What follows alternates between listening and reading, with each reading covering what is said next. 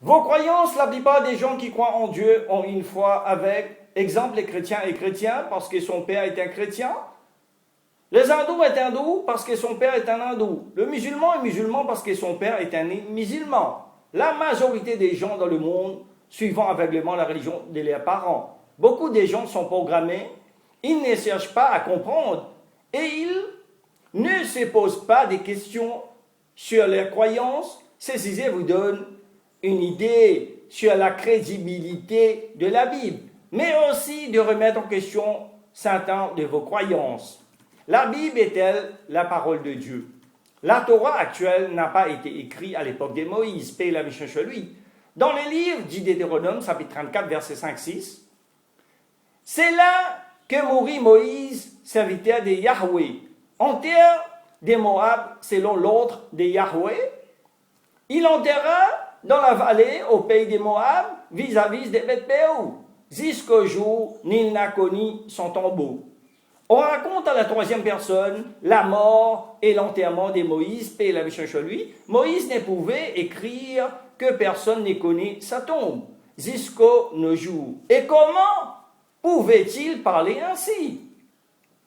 Non seulement ce n'est pas la parole de Dieu, mais en plus de cela, ce n'est pas celle de Moïse, paix et la mission chez lui. Verset 7, Moïse avait 120 ans. Quand il mourut, son œil n'était pas éteint, ni sa vigueur épuisée. Quelqu'un d'autre raconte à la place de Moïse, paix et la mission chez lui, ce n'est pas la Torah de Moïse. Les copies sont changées, certains passages afin d'éclaircir. Donc, ils ont changé dans l'original. Ils se sont servis de leur propre opinion, comme les témoins de Jéhovah. Ce sont des choses qui arrivent souvent avec la Bible, une falsification.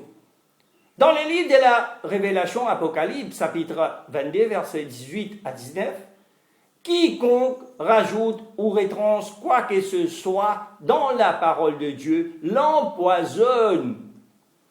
Et qu'en est-il de l'évangile?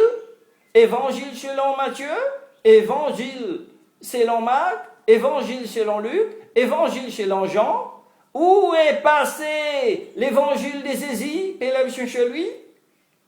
Cela ne veut pas dire deux, car Matthieu n'a même pas écrit son évangile. Dans les livres de Matthieu, Bible catholique, dans un livre lui-même, Matthieu nous dit, dans les chapitres 9, verset 9, et de là en passant, Jésus vit un homme nommé Matthieu, assis au bureau du fiscal. Et il lui dit, suis-moi. Il se leva et le suivit. Qui a écrit ça? Dieu l'a écrit? Jésus l'a écrit? C'est Matthieu l'a écrit? Non. Si Matthieu avait écrit, il allait dire, et de là en passant, Jésus m'a vu, assis au bureau du fiscal, et venu me voir. Il m'a dit de la suivre et je l'ai suivi. Cela n'a même pas été écrit par Matthieu. Cela a été écrit par quelqu'un d'autre. J'espère que ceci vous aidera à rechercher la vérité.